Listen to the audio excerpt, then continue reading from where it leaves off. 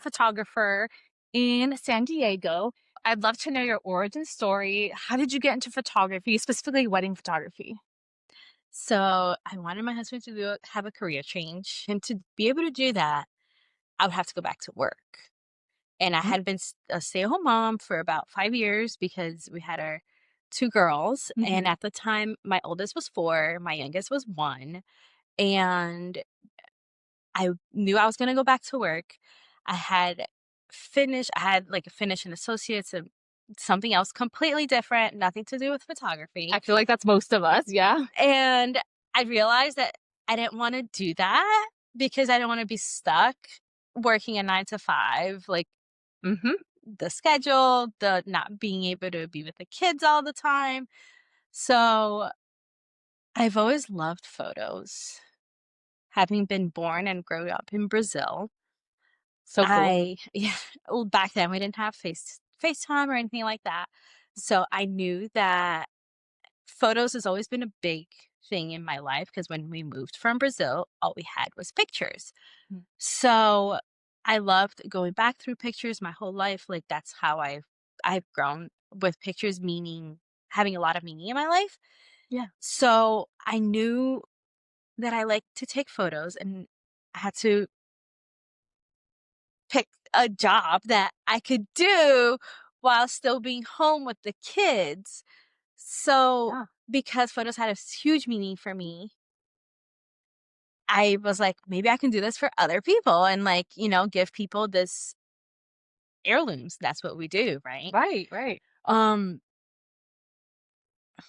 so I don't want to like jump right into taking pictures because I knew that in order for me to start charging people for me to do that for them, I wanted to be able to take good pictures. I wanted to be able to deliver something like worth getting paid for, pretty much. Right, right. So I took courses, I took classes online, like, I studied up as much as I could, and then while learning how to take photos, like, we had, like, just a random digital camera at my house, and while learning how to take photos, I stumbled into the world of wedding photography. Oh, I feel like we've all stumbled into it. Same here. Yeah. So, and then how was your stumble? Like, did someone, for me, it was a friend of a friend asked me to do a wedding when I was just doing family photos. I just wanted to practice taking photos. There was a Facebook group meetup for photographers, and I went to that.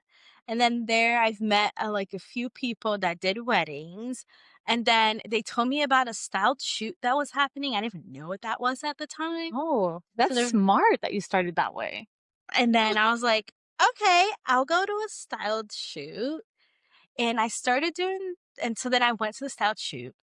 It was great. It was so fun to, like, be able to go and take photos and, like, not have anybody expecting anything from you Yes, yes, that is because one I of the wasn't great the only things. photographer there. So, like, Yeah. they were gonna get photos, like, regardless, right? The vendor team.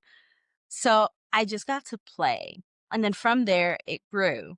So, these photographers I met there, I'm like, "Hey, can I tag along? I'll carry your bags. I'll do anything. I just wanna know, like, what it's like to be live on a wedding day and how it goes."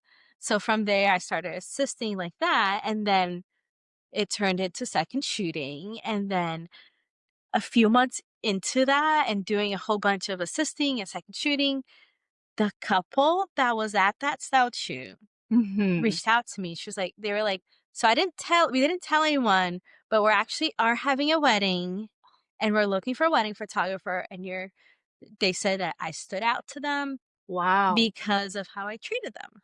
Whoa, and obviously they liked your photos too. Yes, they Yeah. saw the pictures, they liked it, but, like, they were like, "It was how you talked to us, how kind you were to us, and how you treated us like people." Camilla, that's amazing, right? Just I'm gonna stop you right there because the fact that you already knew how to take care of clients without ever having had a client is amazing. Like you just already had that decorum and the kindness that we need to show our clients and the care for them. Um, so I love that. Yeah, and I think it like, it goes, like, with everything that we're hearing here, like We've been learning a lot while we're here at yeah, Engage. and, like, how they've talked about inspiring hope with other people and, just treating people kindly. And like, I think Mhm. that's how I go through life. Like, I've always like treat people how you want to be treated Yes. first and foremost, but like also like just go on about your life with kindness and like just lifting people up. And I think that's the best way, to go through life because everybody's going through something. I feel like that's in everybody's trust. Everybody has a busy life and everything else. Yes. So like if you can be that little flower, that sunshine in somebody's day, like that's why not? If you Oh, can I be love that. that. And I have felt that from you since the moment that I met you, like that you're just a very positive, kind person. Just from like speaking to you for a moment when I first met you. And I feel like definitely need more of that. I feel like we need more of people in this industry who support each other because I feel like there's a lot of competition and it's like almost unsaid because you always hear people talking about community over competition, but does everyone really believe that, you know? No, and we all know, like we've met people that like Mhm. say that but don't practice it. Yeah. And the sad part is that like, like we both stumble through them and we see them. And Yeah. um I've always sensed that from like, I don't know. I can just You can smell them out. I think it's I don't because wanna be like, "Oh, you can like," but well, I think it's because you're a genuine person, so you know what that looks like, and just being kind and positive. So, when someone is unlike you, you can tell right away, even if like maybe they're trying to mask it, you know. And I don't know if that's innate in people to. I think it is to be competitive and maybe even jealous and envious, but like I've never understood it. And I think for me it's because I grew up with parents who never modeled that for me. I never really saw them be jealous or envious, just supportive of other people. And yeah. I feel like you're very similar in that regard. Yeah, that's true. Um, I grew up with a very like supportive parents and they've supported husband, like everybody around me. It's also like that. And like Good. I think it's just I'm at a time in my life where the people that I want to be surrounded with and I surround myself with has to have those qualities because I just want to be around life-giving people. And I've heard that from somebody else, with a friend of I ours, love and I was that. like, I love that. Yes, Yes. life-giving. Wow. We want to be surrounded by life-giving people and not Not like life people that, suckers. yes, no. They suck the life out of you, you know? We are all busy. We have like families running a business and everything Yes. else. Like, why would we waste time with people that, that is dragging you down? I agree. And I think the older we get, the more mature we get and know what we can take and not tolerate, we distance ourselves from those people. And, I've had experiences in this career where another photographer undermines me or just does something that's not above board, you know? And I let that happen and just dealt with it instead of like confronting it. So Yeah. anyway, I yeah. think it's a way to move forward with like, well, I wouldn't have done that or taking done treated this like this, but I'm gonna choose to give them the benefit of the doubt. Maybe that's not what they were thinking, and like I'm gonna move on. I'm not a confrontational person at all. So I'm just like, okay, let's give them the benefit of the doubt. And maybe we just don't deal with them anymore and just go a different way. Yeah, and for me, that used to be hard to do, but again, as I've matured, um, I have decided it's okay to cut ties with people who aren't gonna serve your best interests, and that sounds a little selfish, but as we just mentioned, in the way that, why would you be upset or, um, in just like a non-positive mindset when you don't have to be, you know? And so that's the other thing I wanna talk about is there's just a lot of us, and, like, not necessarily in the wedding industry, I'm talking specifically us wedding photographers. Like, what the heck? It's such a saturated market, and I feel like it's always been, but do you not feel that it's even more saturated right now? Like, So this is what I Everywhere think. we go, So, we're everywhere, like, yeah, and every networking event ever, like, it's like, "Oh, you're another photographer." another one. Well, and then I heard that it got worse after the pandemic. Yeah, Like people just came into the industry, and they touched upon that earlier today in the seminars. Is that there's no barrier to entry yeah. for, I mean, really any of us in the wedding industry. But I think photography. We all find it to be so much fun. It's like such a fun concept when you think about. Well, actually, what am I saying? When I was first asked to do a wedding, it was a very scary concept. I don't know about you. Yes, it was Okay. terrifying. I was like, "What? I have to take on the responsibility of delivering a whole wedding day and taking photos?" But, like, Yeah. Yeah, it's like a lot of responsibility, but it's also so much fun, right? Just a wedding in general is such a fun thing to capture. And I don't know, it's just everyone wants to do it. So because it's so saturated, there's so many of us, like how are there things that you do to try to stand out from everyone else, like to rise to the top? I mean, I feel like you've already done that, right? You're already doing amazing things and working with amazing clients. But did you have a strategy? I don't think I ever knew about even having a strategy. Okay. I think I just always led with, like, I'm going to be nice to people and put myself out there, and that's been, like, the scariest thing for me, like, it's putting myself out there, being on the podcast, coming to events like this, and just literally going to networking events, like, that's always been the scariest, but I've seen, like, the bigger and the scarier it seems to me, the more it works Reward. out. Yeah, it rewards you at The the end, whole right? risk reward that they were talking about earlier, that's exactly what this is as well, like, you go in knowing, like, what you're there for, who you are, and just go in and being yourself so that you can lead being yourself. Like, to me, that's always just go in, be kind, be nice, and just genuinely, like, wanna meet people and, like, just talk to people, like, and that's Mhm. what I've always s set out to do, and it's been working so far. I love to hear that. Yeah, it's people have different techniques for getting ahead, and I absolutely love that yours is just being yourself, being kind. I mean, that it does pay off. It really does. You don't have to step over anybody No. to get to where you're at. Like, okay, so yeah, I think that that is wonderful that to hear because I feel the same way. Like to the point, like it's a little bit extreme to the point where I never want to ask for anything, and I just want everything. I want to be where I'm at the level that I'm at, solely based on merit. But no, there's more to it than that. And again, all things point to engage and what we're learning here. And one of the speakers, oh, I can't remember who it was, said that you just really have to ask because if you don't make the ask, then how are you? First of all, how is, let's say, a planner going to even know about you if you don't like try to get in front of them and then make the ask, right? It's like that's that's who we're all trying to get in front of, right? I feel like a lot of our work does come from planners. Do you feel the same way?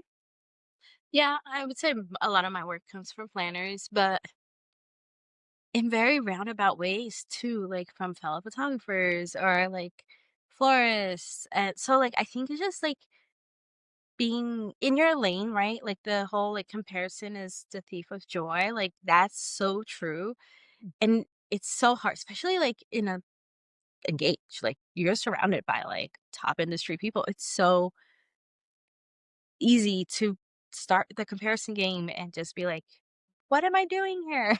I think the biggest thing in this whole journey since I first started is like reminding myself to not do the whole comparison game, to Well, thank not you do for that. reminding me right now. It's sometimes it's a daily reminder, sometimes it's an hourly reminder even. Like sometimes I need the reminder from somebody else too. Yeah. But I do find that, when I don't play that game, don't do the whole comparison thing, I am in a better mindset. I am being able to like be true to myself, true to like where am I going with this? Where do I want my business to go with this? Um, and it's just easier to find your people and find your circle that way. Yeah. No, and speaking of finding your people, do you have like certain second shooters that you work with all the time? Like, do you have a specific team, or do you just kind of have a broader team, I guess I can say, of second shooters that you contact for your weddings? So I've been very lucky to work with second shooters that I also second shoot for them. Oh, that's perfect. And that's how I've built my second shooter pool and team. And I think that's such a great way to do it because, one, I know how they shoot, they know how I shoot, we've worked together. So then we get more opportunities to work together throughout the year. And then also that, like, I don't know, something crazy happens. Like, I know I can trust my people. Right? Yeah. So that's why another thing, like, a lot of people don't second shoot. I'm not I'm willing to second shoot.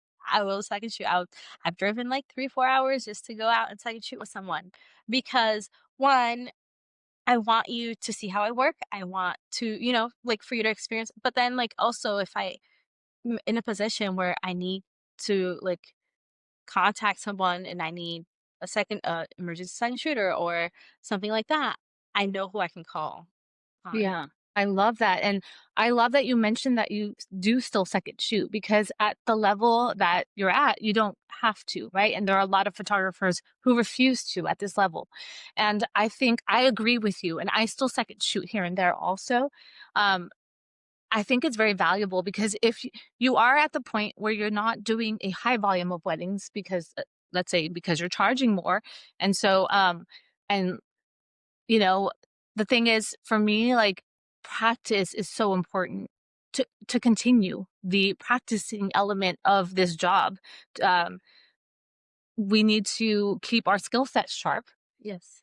and really, and I'm saying all this because there are photographers, as I'm sure you know, who only want to do 5 weddings a year, and I hear other educators, like, kinda, like, putting that out there, like, "Hey, like, let's get you making a certain amount of money per wedding so you can shoot less and enjoy your life more." But then you're gonna be a little rusty every time you do Oh, well. I would be terrified. Like, I would be terrified if I went in to shoot a wedding and I hadn't shot a wedding in like a month or 2. Yeah. Because, like, just the practice of doing it over and over, like, I think that's what keeps, like you said, sharp. But also, I love second shooting because I get to, like, meet new people and work with new people, meet new locations, work in new locations so that, like, when I do have a job there, I know the property. I know how they work. I know how lighting is certain times of day and, like, things like that. So there's so many pluses to second shooting. Yeah. But with that said, I will say, don't do what I did a few years ago and just book your whole year out with second shooting all the when you don't have your own weddings because that is a fast way to burn out. I have done that. I don't recommend it. Okay, yeah. Well, But once also I figured out how much I liked second shooting because I like to meet new people and I liked, like this whole experience of like working with somebody new and then working with a new video team because, every wedding is somebody different or a new planner team, everything. Like I was like, oh, I really do like this. And like this is a part of my job that I really do enjoy is like meeting new people. But, everything in moderation. oh my gosh, yes, but I have to say that I love everything that you're saying, like, it's so true, like, and that does I feel like we're in this industry because we like being around people, and that fills your cup to meet new people, get to work with people again because you second shot and now they're like working at your wedding or something. And it's like you feel familiar with, like, especially like the videographers. I mean, you're gonna have like your second shooter that you've been working with, but it's nice when you find out that, let's say, the videographer is someone that you have worked with before, and it just makes you feel so much more comfortable. And it's good to widen our world of, this industry. You never know when you'll need to contact someone, um or refer someone. Oh, yeah, that's also a great way to, like, meet new people, so, like, I always get asked, like, video, like, other for recommendations for other vendors, so, like, it's also a great way to, like, meet new people and, like, be able to have a list of people to recommend others to. Yes, especially, I'm sure I don't know if you've had the experience of working with a new videographer and it's like a disaster. Yeah. Had disastrous stories. I think we've all had disastrous stories, Yeah. And sadly. it's for me, it hasn't been like the people themselves, but it's been the way their technique of shooting. Like, I'll just say, I remember one videographer who, with his handheld camera, like followed the bride so closely down the aisle. I was like, how am I supposed to get? I've had that. Yeah. Oh my god, I've had that, and then the bride was walking, holding hands with her daughter, and like this, and the videographer is right here, behind them, Yeah. and I'm like, "What are we doing?" Yeah. Or they've been so close to the bride and groom during the ceremony where there is no way I can get a shot. And I think, And I've had a content creator sit in the middle of the aisle oh no, for for how almost the long? whole ceremony, until one of us was like, "Oh, she's not moving, we need to get her out of there." Oh no. Yeah. See, if I feel like in that case, she was doing like what other content creators would use a tripod for with a second phone, right? Oh my goodness. Yeah. And So, I did a whole episode on working with videographers and content creators, and that's kind of definitely an issue now, right? It's yes. the media team is so much bigger now that content creators are a thing, and I've been really lucky with the content creators I've worked with. They know to stay behind us, you know. Thankfully, it was just that one, and it was, like, when content creators first was a thing, so Oh, like I said before and earlier, the benefit of the doubt, maybe it was her first wedding, maybe it was a new thing, I don't know, but I don't think she does that anymore. Hopefully, okay. she doesn't do that anymore. I'm sure because if she kept doing it, then you or our videographers would, had Yes. to have kept telling her, "Excuse me." So, Camilla, I want to find out now about your process in order to book a couple. And now I'm talking because this podcast is more for photographers starting out. So, when we start out, usually it's the clients booking us directly. And I'm not sure how much of that is, I think we all still have some clients finding us like on Instagram and whatever, maybe even through Google. But what is your process of when they reach out? Do you respond as soon as you can to the email? And then do you ask for like a discovery call or a consultation right away? Or what? How do you do it? So I get the message through my email, and I respond as soon as I can, Yes, that's what I hear, right? They as say soon as even, I can, okay, because I've already have, like, not a it's a template, but, like, it's not, right? It's like a template, but, like, that one beefy paragraph, that's the template, but, like, I will go in, like, that first paragraph, I, like, write it out based on whatever it is that they put on their inquiry form. Um, in that template, there is, like, a Zoom not a Zoom link, a calendar link, mhm, but that always feels so icky to me. I don't know, I like a little impersonal. yes, it feels so impersonal. It's like, "Hey, check out my calendar, find a time in my calendar to book a call." So, within that, I'm like, "Whatever is easier, I you can either go through this link or email me back when you're available."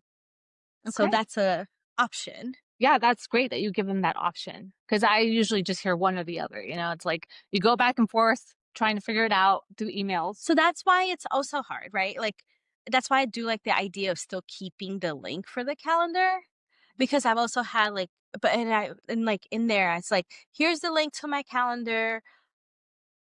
I would love like find a time there, or if you prefer, just go through. Let me know if you and if you there's no time there. I don't know how I say it. Like, man, I don't know the line in there, but it's like something along the lines. It's like, or if you can't find time on there, let me know. We'll find a time outside of that. I try to keep my calls when the kids are in school, Hmm. but sometimes like couples are also working that time. So I'm also willing to open up like once or twice a week for later on in the day calls, like nighttime calls. And unfortunately, that usually happens during dinner time. Mm. So I like to have more control of that and not just keep my calendar open. Yeah. So that's when we're like, oh, we're working during the day. Is something in the evening available? And then we'll go from there through the email, finding a time. So then we go through there and we schedule a call. I always propose a Zoom call because I tell them like I would like to walk you through a gallery, like show you a gallery if you want to see that, or like my calls are very like I let it happen very organically. I don't have like a script that Yeah. I follow. I've heard you should have a script. Oh, really? I don't have a script because I don't that either. feels stuffy to me. Yeah, yeah. Like I said, it just it needs to have the, like personality. I want to meet them and like have the conversation flow. So in order for that to happen, I need to leave it open. But with that being said, like sometimes I have couples ask about certain times of parts of the day or like ask to see galleries and things like that. And that is when I will bring up a gallery through our Zoom call or like walk them through the day through there based on like a question they have asked. So you actually, during the Zoom call, show them a gallery and then kind of, what do you say? You just walk them through like a scanning of the gallery? Um, when so let's see. One of the times I bring up a gallery is like, oh, I like if they will maybe ask me a question along the lines of how do you work throughout the day or what's your flow like for the day? And I always say like this is your wedding. I'm not going to tell you how it's going to go. Mm. It's literally y- whatever you want, we can make it happen, but we do need a game plan. And that is when you sit with your planner and you come out with a timeline, like then you will have a call and talk about photos for the day. Yeah. But it is your day, and if you tell me like, "Hey, I wanna do first look so I can have more time with my fiance," then we can do that. Or like if you tell me I really don't wanna see them beforehand, but I want certain things to happen, what can we do to make the day flow easier so we don't have as many photos later and things like that. So like or they'll ask me, "Oh, what would that look like?" Right? Like so like there's like, "Oh, I remember this one wedding, this is how it flowed," or that one wedding, that's how it flowed.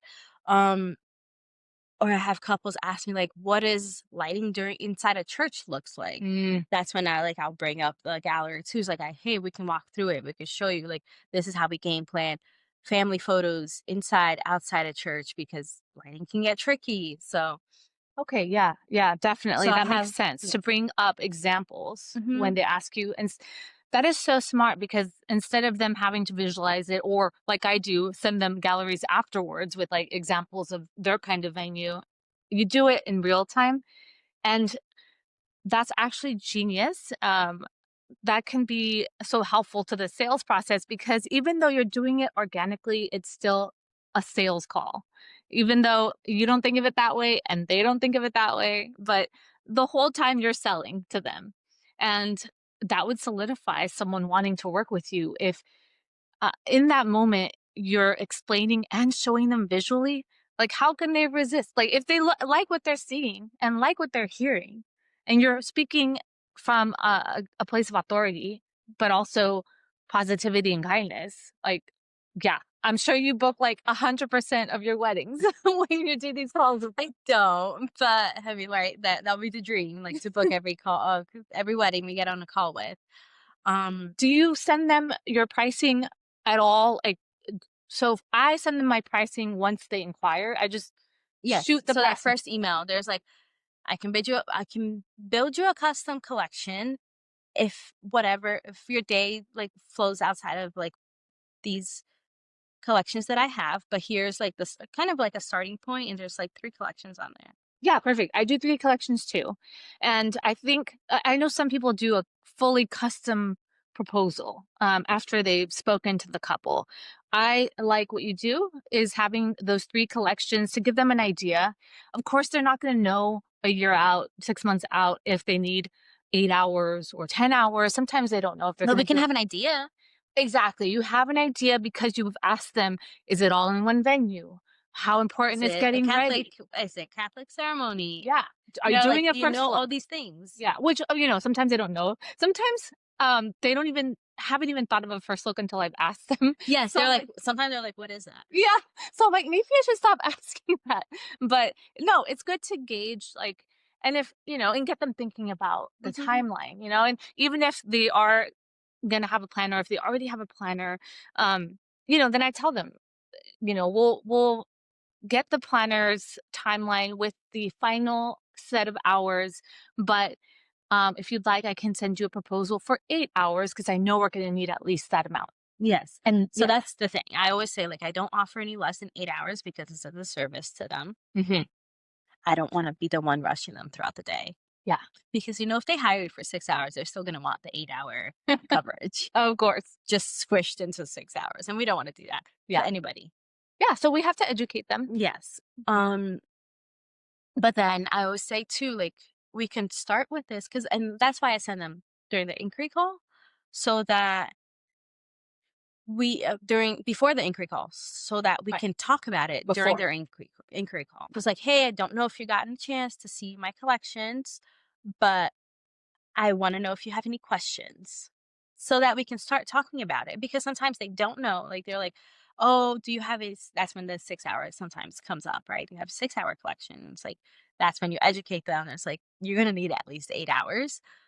Mhm. But also, that's when you're like, if you hear they're having a Catholic ceremony in a church, there's travel to and from and all these things. And so that's when I'm like, actually, the 9 hours is still not going to be enough. We're going to need the 10 hours. Yeah, because the church ceremony is never close to the time of the reception. There's always like 3 hours in between. Yes, but even if it is, even like I've had, but like Okay. even so, Not me. sometimes church needs you there like an hour before. Oh, yeah. Right? Like, Yeah. there's those too that, like, the church wants you there a long time before they start. So it dictates a lot of how the day's gonna go. So it's not me trying to, like, upsell them or anything like that. And I always explain that to them too. I'm like, look, I'm just telling you, like, what from experience, how I think it should go, how many hours I think you need. We can take it from here. We can add on later if we need to, but I say we can start with this. And if we need to add on hours, and then like I always have a call with them, or not always anymore. And like maybe now 50% of the time, I have calls with them before the wedding day to walk through the photo timeline. And that's when we're like, okay, we need more hours. Yeah. Yeah, that's smart.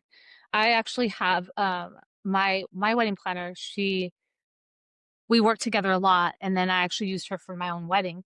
And it was interesting to be on the other side of the Zoom call because she always requires a Zoom call with the videographer, the main videographer, the main photographer, her. Oh yeah, and that and the couple obviously. And and it's a requirement. And because she just wants to make sure that she's very considerate of her vendors. So it's actually more for us to make sure that everything is good on our end, that there's enough time for this and that, and we can give our feedback. So yeah, so it was weird to be on the other side where I was like the bride and like trying to be like, is this good, guys? But anyway, so yes, that's smart. I yeah, I usually just wait for the planner to send me the timeline the week before, and then I'll like, Well, there's sometimes there's weddings without the planner. So that's like when you kind of take the charge on that. So yes, that's why I said like now it's 50-50 because I've had couples who still have a planner, but still want to make sure that I know everything that's happening. And I always say, like, I can be as involved as they want on their wedding, like throughout the process. okay. I tell them and during the call, if you have questions on like timing for things, or like I've had such crazy, like, hey, can I send you the options I'm considering for my dress? Like, So, you know what? That means that they feel very close to you. so I'm always saying, like, I'm as involved as they want. So some couples, like especially like some that I get hired through planners, like they're like sometimes I don't even meet them until their wedding day, right? Yeah. So there's that. But so like there's such a wide range. I don't know if it's like where I'm at in my business right now, but there's those that like will have calls leading like 2 or 3 leading up to the wedding day, and there's some that like we meet on the wedding day and like Okay, yeah, you know what? I think it's more of them, right? The different kinds of clients that we have and the different personalities.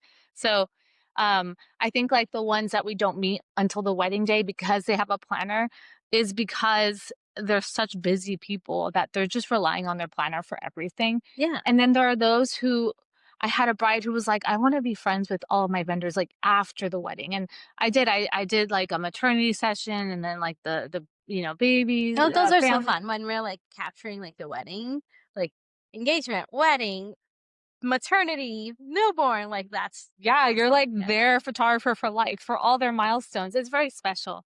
And even though I don't prefer to do portraits anymore, I will always make the exception for my past couples Actually, you know what? I started doing a lot more this year. of portraits. Yeah. Mhm. I even created my separate Instagram account just for my Oh, portraits. yes, which is everyone listened listen to that. She said separate Instagram account. And I always hear you should do that because you got to show your niche in like a separate thing, I've right? always felt weird posting like those like a lot of portraits in my wedding Instagram because I do still want to focus on weddings. Yeah. But I don't know how this happened, but I get a lot of people from out of town that come into San Diego and they want to do portraits while they're on vacation. So I'm like, oh, like how do I market this without crowding my weddings Instagram? Mhm. So then the beginning of this year, actually, I created a separate Instagram account. And no, I think it was last year, but it's been going great. Oh, that's awesome to hear. Yeah.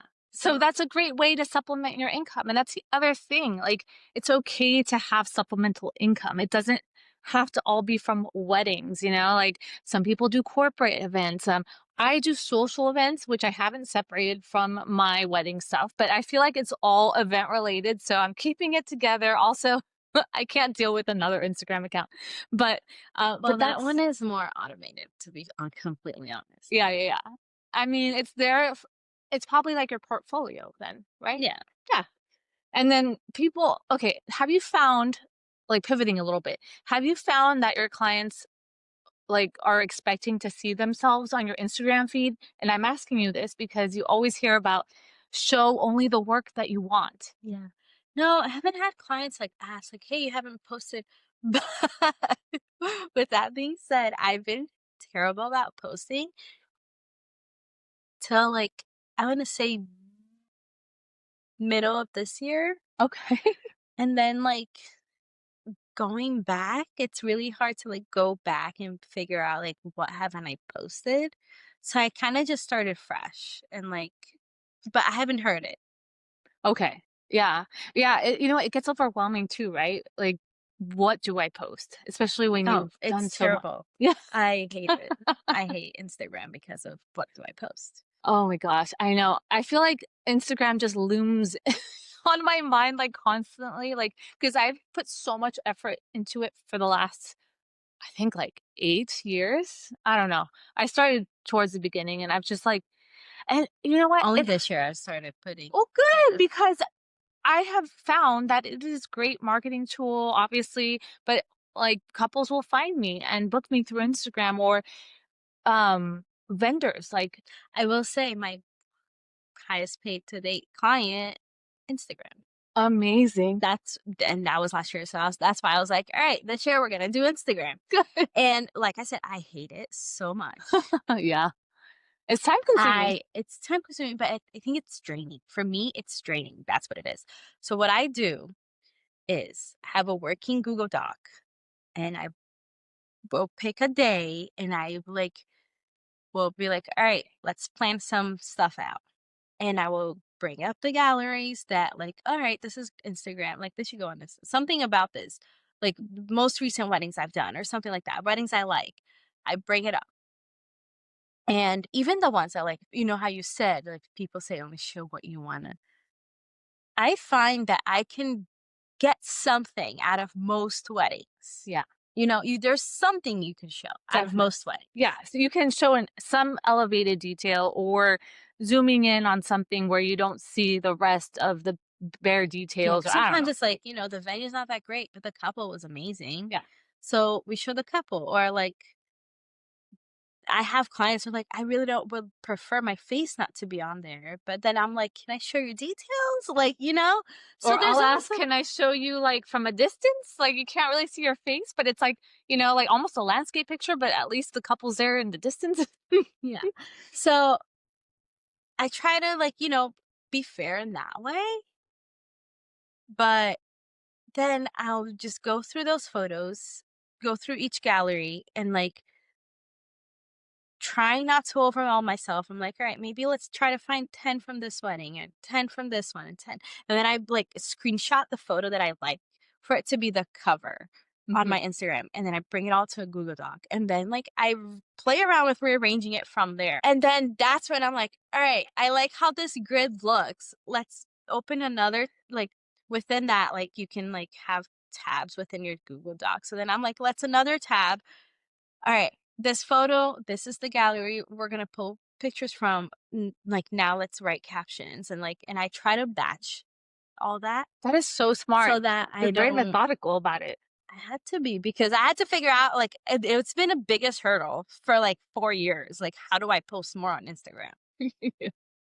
This is why I found how I found it, and it's like I had to because I was finding that like I was missing out on so much opportunity for not posting. Yeah, So I I'm mean, like, it's still the gold standard of social media for photographers, yeah. in my opinion. Everyone talks about TikTok, but, you're showing more behind the scenes on TikTok. I have a TikTok. I don't think I've ever posted on TikTok. I have 0 things on my TikTok. I don't even Oh, open that app. And then whenever I do, I have like 65 messages and like because people send me stuff like oh. because I have an account. So like my friends will like send me things on there and like I never look at it because like I never even open it. Yeah, I know I attempted and then I was like, "No, it's too much work." It's like we're already bombarded by so many things that we have to do in our business. Plus, we're both moms, have husbands, families that we need to give our attention to. And so, like, I'd say this will be the last thing that we talk about. Okay, something that has just always been in the back of my mind is the work-life balance when you're a mom. Oh my gosh, now that is so difficult. Do you have any thoughts on that? I don't think there's a work life balance. I don't, if there is, I'm yet to find. Yeah. I think there's seasons. And especially because the kind of job we have, we don't always dictate when we work, right? Like if you go 2 months without any work coming your way, like it's not necessarily it's not your choice at all. Yeah, yeah, But it's then if you have 3 weddings 1 month and you have to do all those edits and all these things, like it's also not your choice that they all came at the same time. And I know people sometimes say like, "Oh, you can still like pick and choose," but like what if those 3 weddings are the only weddings you have so wow, far? good point that I did not even think about because yeah, especially, they're not being booked a week beforehand, right? No. So you're like, well, I have these 3 inquiries for 3 weddings in 1 month for next year, probably October, right? It's the busiest wedding month of the year. So how are you going to say no when you don't have, let's say, any other weddings for the year and you have no idea if you will, Exactly. you know? Yeah, so I do think there's seasons, right? Like we have a busy season, we have wedding season, and we have like so I do think that when I know there's gonna be like a few back-to-back events happening, if say it's like a wedding and like a birthday, or like it's actually other things other than weddings too, Yeah, I think right? Like I so think like most of us do. Yeah. yeah, but like say like okay, looking into next year, I know I have like I have I think 5 booked already for next year or around there. But I do know that 2 of those are on the same weekend. It's Ooh. like a Thursday and a Saturday. So, but that's the nice thing though is knowing ahead of time so you can plan. You can So that's warn why your I'm talking family. about seasons. So Yeah. like I do warn my husband. It's like, hey, just so you know, this month coming up, it's going to be busy. What does that tell us, like me and him? I'm going to need to put more time into editing He's gonna need to take more on with family things. Um, but we both works a lot, so sometimes it's both of us working all the time and, like, literally surviving life. But then there's also seasons like, I don't know, January is usually really slow and, like, February. So, like, those are the times I try to, like, be very intentional about being with my family and making that time count. Another thing that I was just gonna say, like, I'm also finding is that, like, you have to find the time as well. And, like, I'm already looking ahead into next year, like, when are my weddings? When am I going to take time for my family? Like a So vacation, you mean? yes. Uh-huh. So I've already booked a spring break vacation for us because always by the time it comes around, I'm like, "Oh, I should have thought about this," and I haven't taken the time for us, and it's, like, in the middle of the chaos, right? By April, we're getting started or getting busy, and, like, Yes. so, like, but that's when the kids are out of school.